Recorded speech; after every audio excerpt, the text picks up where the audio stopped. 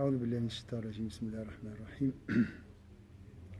الحمد لله رب العالمين الرحمن الرحيم مالك يوم الدين إياك نعبد وإياك نستعين اهدنا الصراط المستقيم صراط الذين أنعمت عليهم غير المغضوب عليهم ولا الضالين آمين اللهم صل على سيدنا محمد وعلى آل سيدنا محمد كما صليت على سيدنا إبراهيم وعلى آل سيدنا إبراهيم وبارك على سيدنا محمد وعلى آل سيدنا محمد كما باركت على سيدنا إبراهيم وعلى آل سيدنا إبراهيم في العالمين إنك حميد مجيد. Voilà, on va continuer, Inch'Allah, avec les vices de la langue, la calomnie.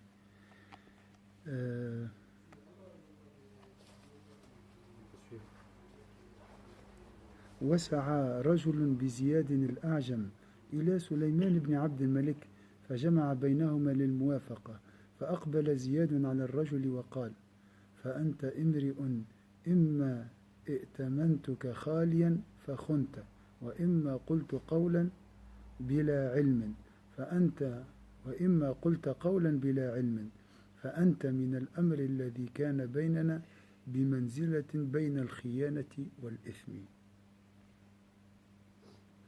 Un homme se rendit auprès de Sulayman ibn Abd al-Malik et dénonça Ziyad al-A'jam. Il réunit les deux hommes pour confirmer la dénonciation. Ziyad dit alors à son dénonciateur, soit tu es un individu qui a trahi ma confiance, soit tu as rapporté une chose sans connaissance des faits. Quant à ce qu'il y a entre nous, ton cas se situe désormais entre le péché et la trahison. Alors, la trahison consiste à... Pourquoi le péché et pourquoi la trahison?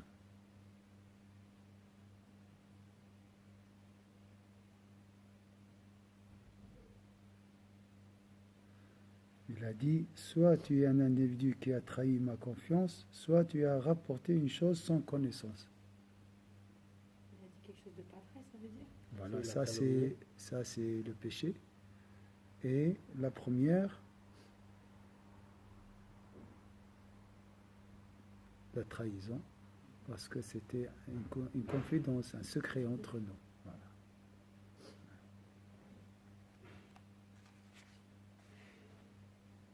وقال رجل لعمر بن عبيد إن الأسواري ما يزال يذكرك في قصصه بشر فقال له عمرو يا هذا ما رعيت حق مجالسة الرجل حيث نقلت إلينا حديثه ولا أديت حقي حيث أعلمتني عن أخي ما أكره ولكن أعلمه أن الموت يعمنا والقبر يضمنا والقيامة تجمعنا والله تعالى يحكم بيننا وهو خير الحاكمين. Un dilateur envoya une lettre à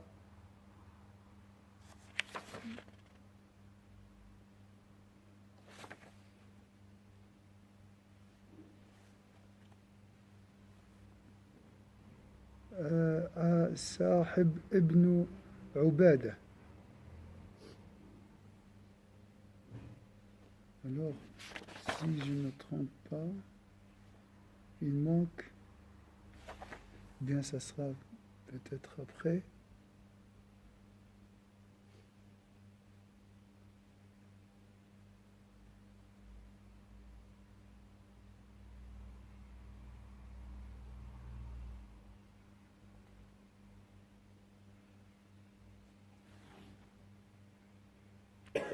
Alors, c'est une autre histoire. C'est malheureusement, je crois, elle n'est pas traduite. Peut-être avant.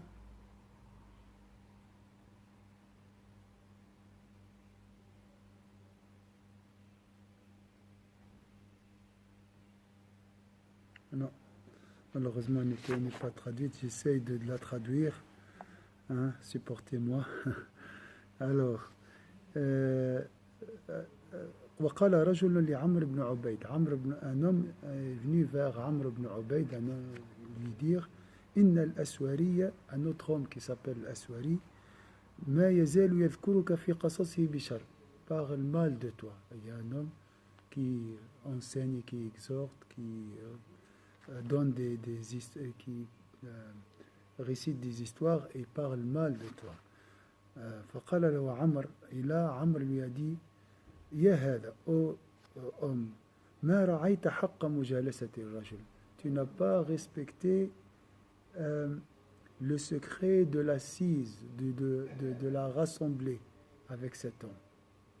Vous voyez? Parce que cet homme organise des assises pour prêcher ou bien pour raconter des histoires. Il lui a dit, tu dois, on dit toujours, les rassembler, c'est des dépôts. Si on dit quelque chose ici, il ne faut pas...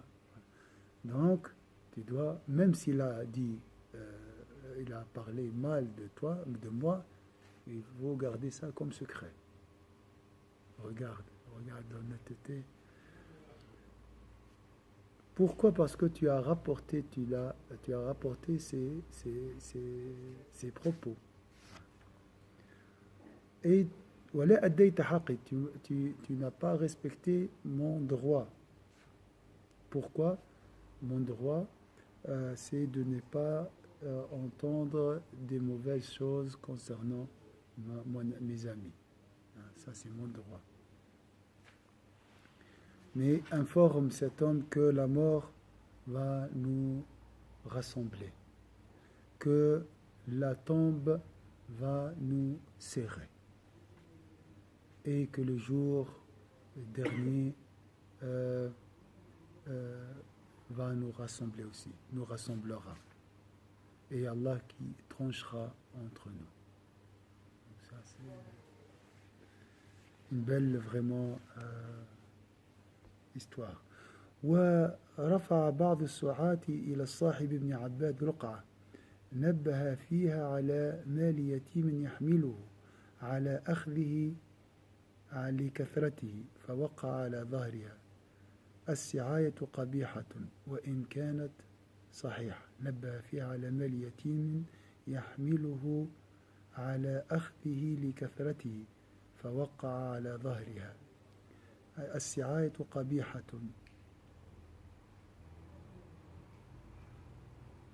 وإن كانت صحيحة فإن كنت أجريتها مجرى النصح فخسرانك فيها أكثر من الربح ومعاذ الله أن نقبل مهتوكا في مستور ولولا أنك في خفارة شيبتك لقابلناك بما يقتضيه فعلك في مثلك فتوق يا ملعون العيب فإن الله أعلم بالغيب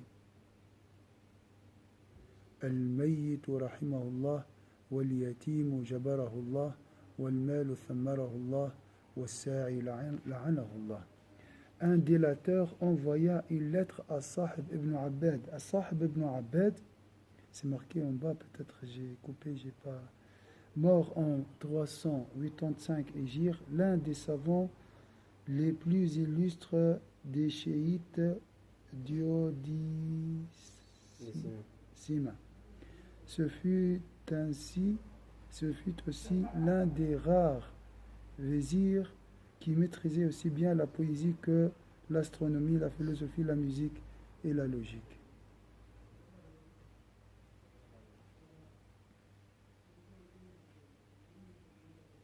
J'ai pensé que Sahib ibn Abbad, j'ai pensé qu'il était sunnite, les chiites,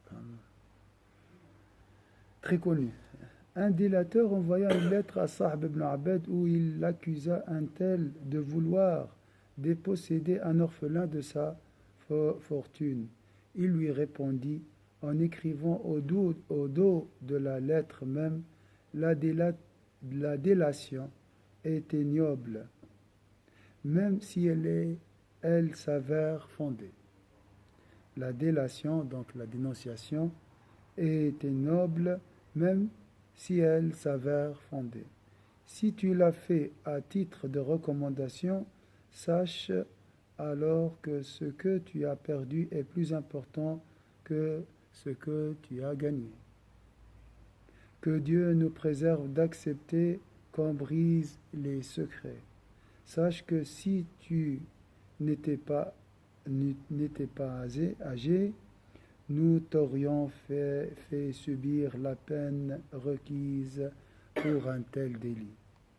Ô maudit, réponds-toi de ton défaut car Dieu connaît le mystère. Sache que Dieu fait miséricorde aux morts. Peut-être la personne est déjà morte. La personne qui a voulu déposséder un orphelin, peut-être. Qu'il assiste l'orphelin, ou bien peut-être le père de l'orphelin est déjà mort. Qu'il assiste l'orphelin, que c'est lui qui fait fructifier la fortune. Et donc, c'est Allah qui donne la subsistance à cet orphelin. Et qu'il maudit le délateur. Donc, les espions, les rapporteurs, c'est ça. وقال لقمان لابنه يا بني أوصيك بخلال إن تمسكت بهن لم تزل سيدا أبسط خلقك للقريب والبعيد وأمسك جهلك عن الكريم واللئيم واحفظ إخوانك وصل أقاربك وآمنهم من قبول قول ساع أو سماع باغ يريد فسادك ويروم خداعك وليكن إخوانك من إذا فارقتهم وفارقوك لم تعبهم ولم يعيبوك. Des commandements en or. Luqman a dit à son fils, ô mon fils, je te recommande d'avoir ces vertus, car si tu t'en revêts, tu demeureras toujours un seigneur. Est-ce que le mot seigneur dans le sens plein de vertus, Sois accueillant envers le proche et l'étranger. Accueillant dans le sens tu dois avoir un bon comportement avec le proche et l'étranger. Le plus difficile, c'est envers le proche ou bien l'étranger, avoir un bon le proche. Retiens ton ignorance contre l'honnête et le malhonnête. Il ne faut pas s'énerver, il ne faut pas...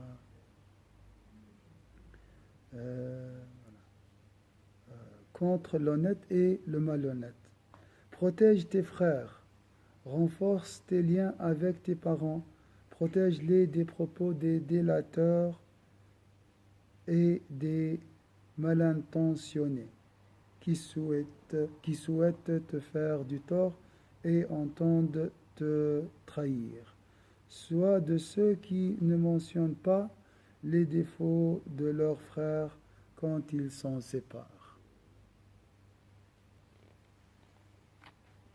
وقال بعضهم النميمة مبنية على الكذب والحسد والنفاق وهي آفاف الذل. On a dit la calomnie se base sur le mensonge, une pierre. Imaginez une pierre. La jalousie, deuxième pierre. L'hypocrisie, troisième pierre. Et représente la pire des humiliations. Alors, ici, c'est une image. C'est traduit comme ça, mais il faut imaginer. Vous savez, les marmites dans le désert, on les met sur 3 pierres. Et là, il a dit, la calomnie se base sur le mensonge, la jalousie, l'hypocrisie. Et imaginez une marmite, et dans cette marmite, là, on trouve l'humiliation, l'avilissement. Est-ce que c'est clair? Donc, c'est la base de l'humiliation, l'avilissement. La personne qui a ces 3 mauvaises ces trois vices risquent l'humiliation. C'est ça l'idée. Et il a donné cette image. وقال بعضهم لو صح ما نقله النمام لك لكان هو المجترئ بالشتم عليك والمنقول عنه أولى بحلمك لأنه لم يقابلك بشتمك. On a dit la calomnie se base, voilà. On a dit aussi, si ce que t'a rapporté le calomniateur est vrai, c'est qu'il t'a insulté. Est-ce que c'est clair? Quelqu'un a parlé mal de toi et il te rapporte la parole, les insultes. Donc, qu'est-ce qu'il a fait, ce calomniateur? Voilà, il t'a insulté. Et le calomnié est plus digne d'indulgence du fait que lui ne vient pas à ta rencontre pour t'insulter.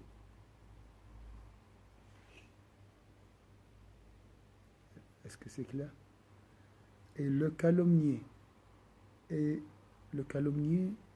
qui est hein? C'est la victime. Alors, celui qui t'a insulté.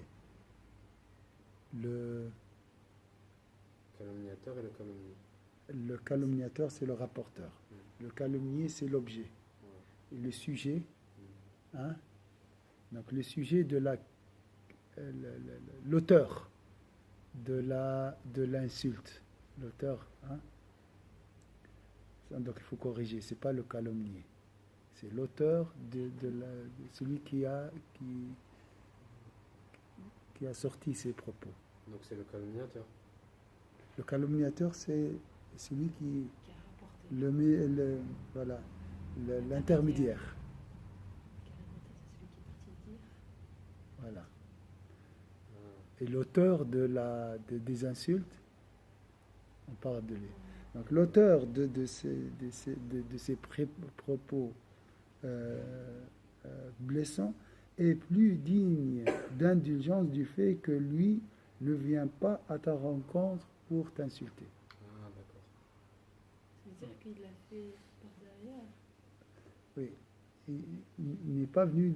Donc le calomniateur, je m'excuse, il vous a insulté directement. Mais l'autre, au moins, il a dit ça loin de toi. Il ne t'a pas dit ça directement.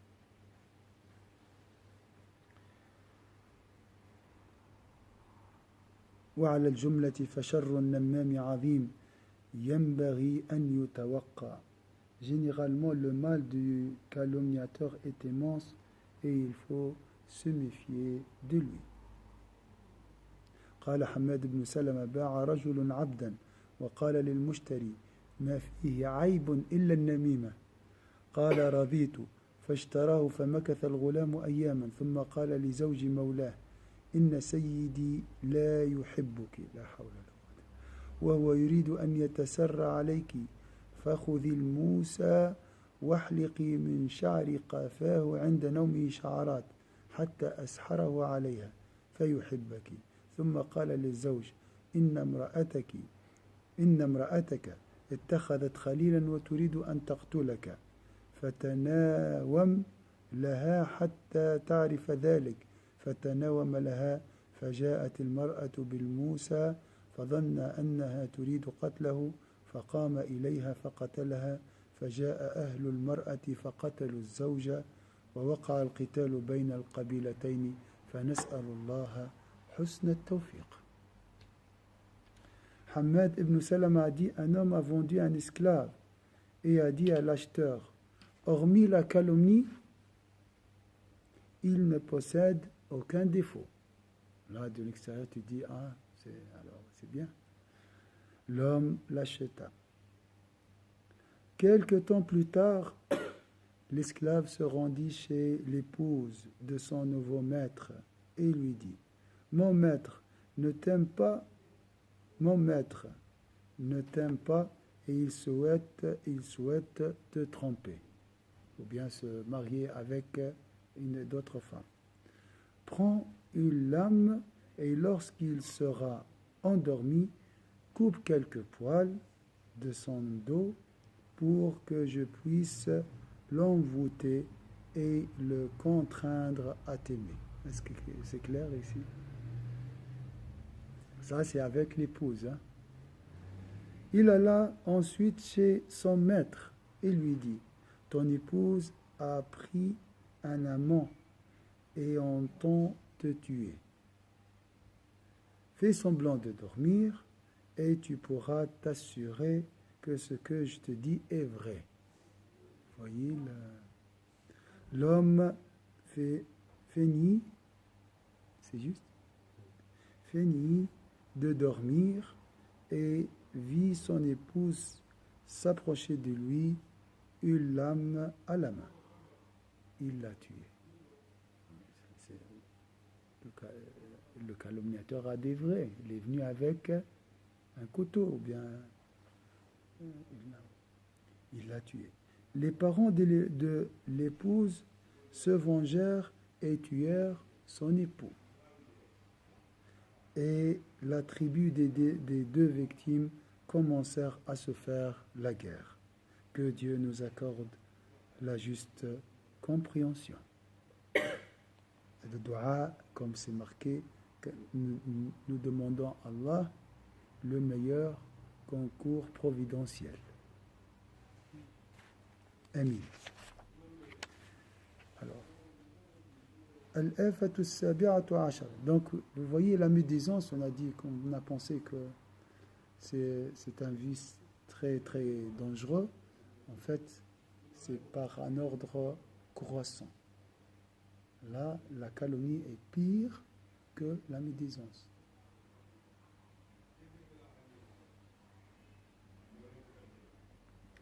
Le 17e vice, les propos de l'homme qui tient un double langage.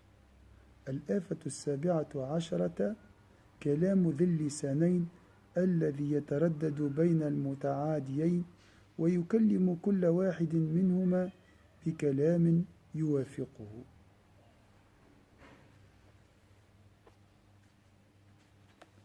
Alors, وقلما يخلو عنه من يشاهد متعاديين وذلك عين النفاق. L'homme qui tient un double langage est celui qui rapporte à l'un et à l'autre ce qui convient à chacun des deux. Est-ce que c'est clair ici? Il y a deux ennemis, deux adversaires, et lui essaye de satisfaire les deux.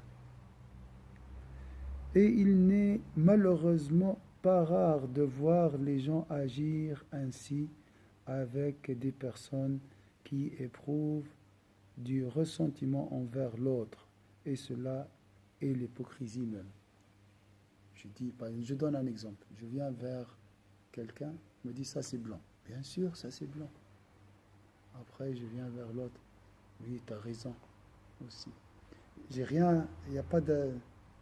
Je ne suis pas dénonciateur ou bien je rapporte rien, hein. Mais double face, double visage, double langage. Il veut être accepté partout. C'est ce qu'on appelle un homme qui n'a pas de principe. Donc il a dit c'est le centre de l'hypocrisie. قال عمار بن ياسر قال رسول الله صلى الله عليه وسلم من كان له وجهان في الدنيا كان له لسانان من نار يوم القيامة. Ammar ibn Yasir rapporte que l'envoyé de Dieu sallallahu alayhi wa sallam a dit celui qui a deux faces en ce monde aura deux langues de feu le jour de la résurrection. وقال أبو هريرة قال رسول الله صلى الله عليه وسلم تجدون من شر عباد الله يوم القيامة ذا الوجهين الذي يأتي هؤلاء بحديث وهؤلاء بحديث. Il veut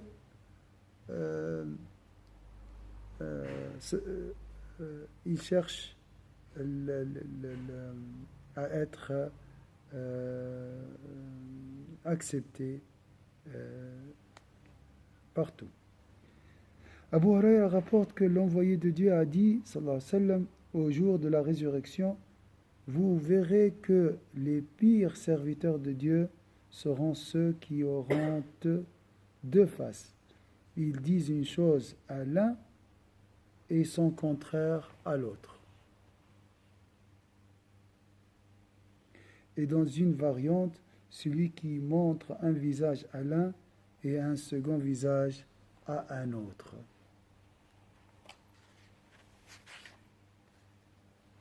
وقال أبو هريرة لا ينبغي لذي الوجهين أن يكون أمينا عند الله.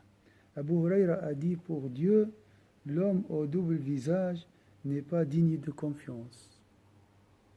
وقال مالك بن دينار قرأت في التوراة بطلت الأمانة والرجل مع صاحبه بشفتين مختلفتين يهلك الله تعالى يوم القيامة كل شفتين مختلفتين. Alors regardez l'image ici comment Malik ibn Dinar a dit j'ai lu dans la Torah que le témoignage de l'individu dont les lèvres se contredisent. Est-ce que vous voyez l'image? Subhanallah, on dit double langage, mais ici les lèvres se contredisent et rejetées. Au jour de la résurrection, Dieu exalté soit-il anéantira les lèvres de tout hypocrite qui se contredit.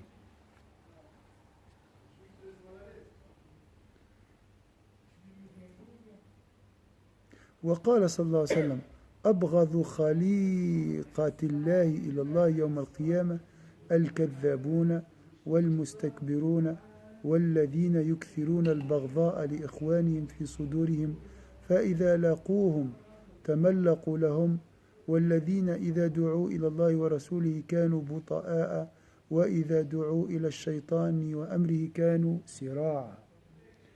Et l'envoyé de Dieu sallallahu alayhi wa sallam a dit au jour de la résurrection, les personnes les plus honnies, c'est juste les plus honnies par Dieu seront les menteurs, les orgueilleux, ceux qui sèment la haine dans les poitrines de leurs frères et qui les flattent en leur présence,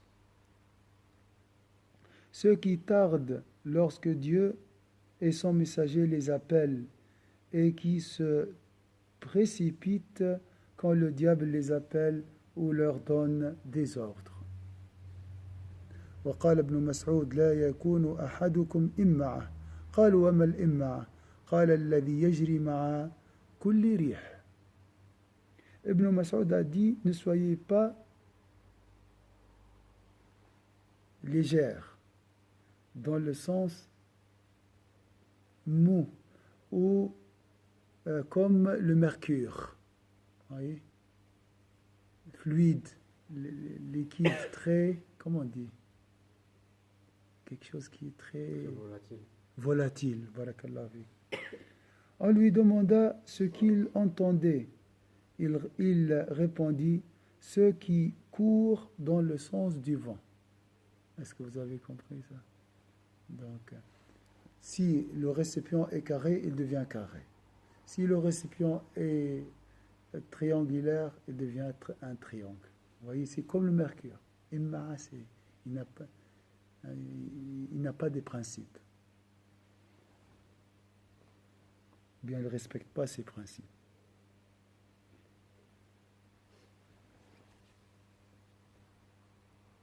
واتفقوا على أن ملاقاة الاثنين بوجهين نفاق وللنفاق علامات كثيرة.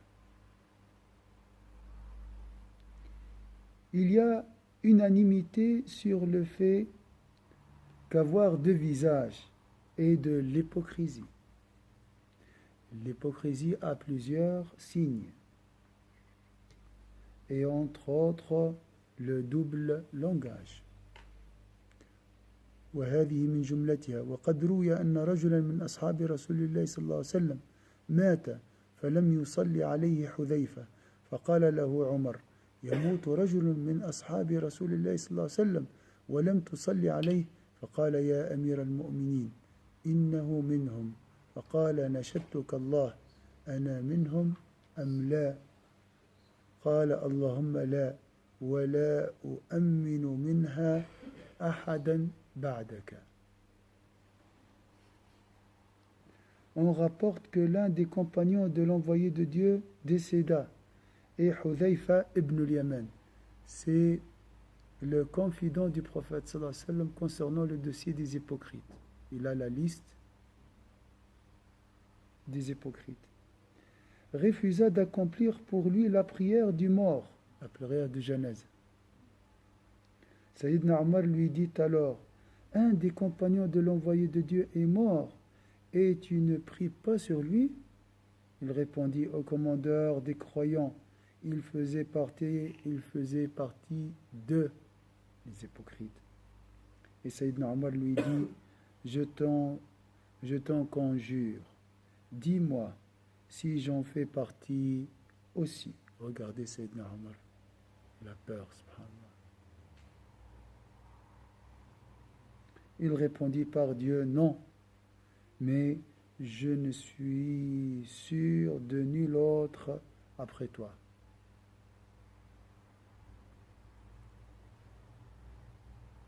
Alors, vous pouvez corriger, et je ne rassure personne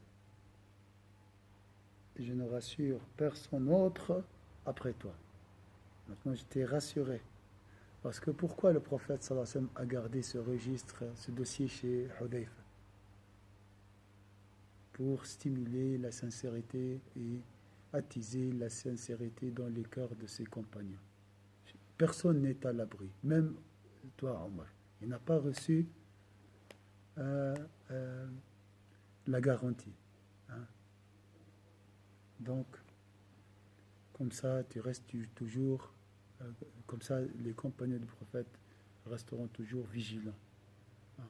On risque à tout moment de se basculer, de tomber dans...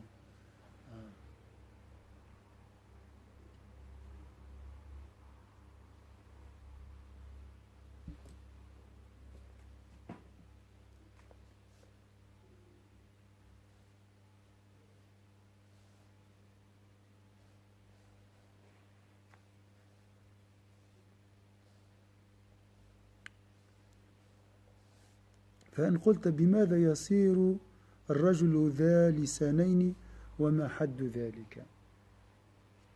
La question maintenant, si tu dis comment devient-on un homme au double langage et quelle est la limite?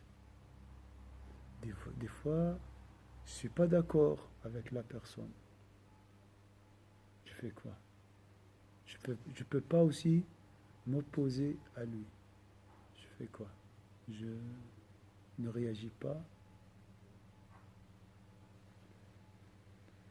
Nous disons alors فأقول إذا دخل على المتعاديين وجامل كل واحد منهما وكان صادقا فيه لم يكن منافقا ولا ذا لسانين فإن الواحد قد يصادق متعاديين ولكن صداقة ضعيفة لا تنتهي إلى حد الأخوة إذ لو تحققت الصداقة لاقتضت معاداة الأعداء كما ذكرنا في كتاب آداب الصحبة والأخوة. Alors, nous disons, si un individu fréquente deux personnes qui se détestent et il leur parle avec franchise et bienveillance, franchise, c'est pas le bon mot, avec diplomatie, sans hypocrisie, avec bienveillance, oui, et diplomatie. Alors il n'est pas hypocrite et ne tient pas un double langage. Il se peut même qu'il parvienne à les réconcilier sans en faire toutefois des frères. Donc son amitié est très faible ici. sa fraternité est très faible. On a vu dans le livre de la fraternité les conditions ou bien les exigences de la fraternité sont très difficiles. Dire ça c'est mon frère, ça c'est un contrat avec des exigences et tout. Oui, c'est une connaissance, oui, ça c'est, il n'y a pas de problème. Alors, car la fraternité requiert la haine de l'ennemi, comme nous l'avons mentionné dans le livre du compagnonnage. Est-ce que c'est clair ici? Alors, il y a deux parties, ce sont des ennemis. Un est dans la vérité, dans le droit chemin. L'autre, il a tort, c'est sûr. Il y a peut-être à un pourcentage, hein, toujours il y a des parties de... Alors, tu dois normalement dire la vérité. Tu dois dire, toi tu as tort, tu es injuste envers ton frère. Si vraiment tu les considères comme des frères. Parce que ton frère, tu dois le guider, tu dois l'aider à trouver le droit chemin.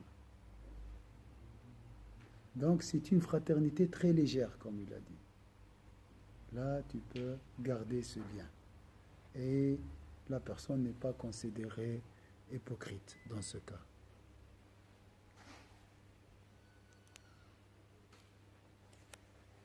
Voilà, on va, Inch'Allah, s'arrêter ici. L'ennemi, c'est notre frère, l'ennemi? En fait, l'ennemi de la vérité. L'ennemi, l'injuste ici. L'ennemi ici, c'est lui qui ne respecte pas les voilà. L'individu, c'est le comportement qui... Le comportement, bien sûr. Qui peut changer. Voilà. Bien sûr. تفضل سيدي تفضل.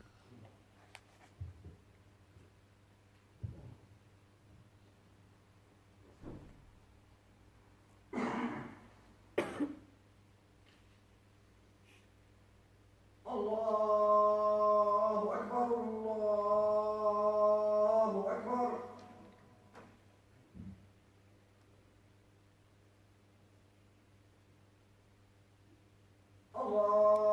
الله أكبر الله أكبر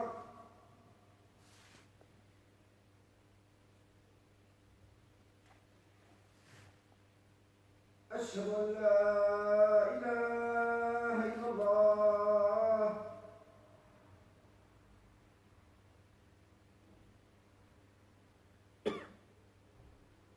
أشهد أن لا إله إلا الله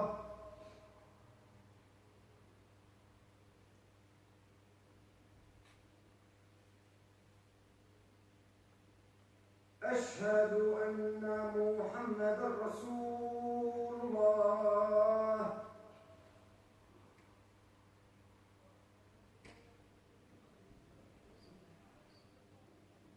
أشهد أن محمدا رسول الله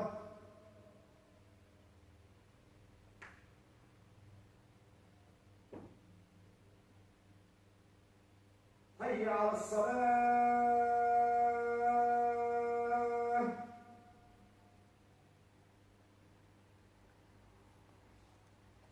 حي على الصلاة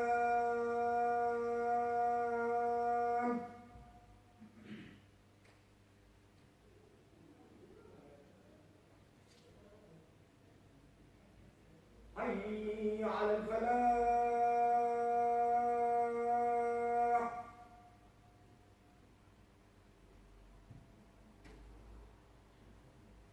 حي على الفلاح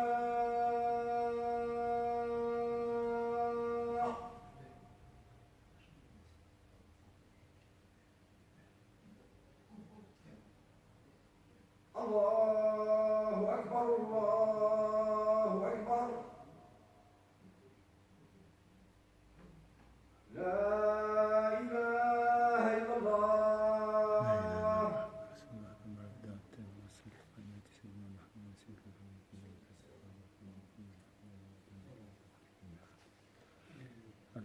s'il rapporte les propos de l'un à l'autre, alors c'est un calomniateur.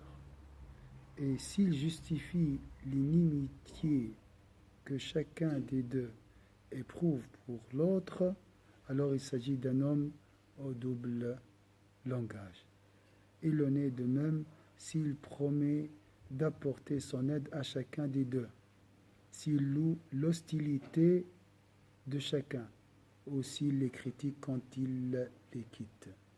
Voilà les signes ou bien les limites du double langage.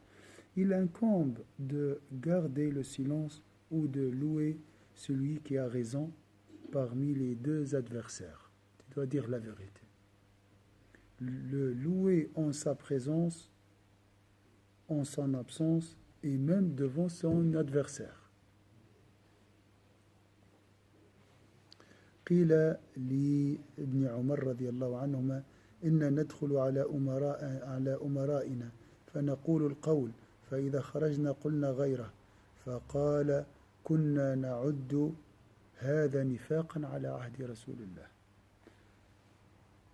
On a dit à Ibn Omar, que Dieu soit satisfait du Père et du Fils, lorsque nous entrons auprès de nos princes, bien sûr ça c'est les Omeyyades et les peut-être Abbas, Omeyyades plutôt, nous tenons un discours et dès que nous les quittons, nous en tenons un autre.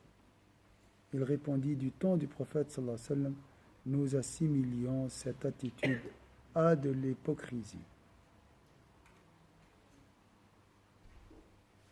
وهذا نفاق مهما كان مستغنيا عن الدخول على الأمير وعن الثناء عليه فلو استغنى عن الدخول لكان إذا دخل يخاف إن لم يثني فهو نفاق لأنه الذي أحوج نفسه إلى ذلك فإن كان مستغنيا عن الدخول لو قنع بالقليل وترك المال والجاه فدخل لضرورة الجاه والغنى وأثنى فهو منافق. سبحان الله. وهذا معنى قوله صلى الله عليه وسلم حب المال والجاه ينبتان النفاق في القلب كما ينبت الماء البقر. Subhanallah. Vous voyez ça? En effet, aller rendre visite au prince et faire son éloge quand cela n'est pas nécessaire est de l'hypocrisie.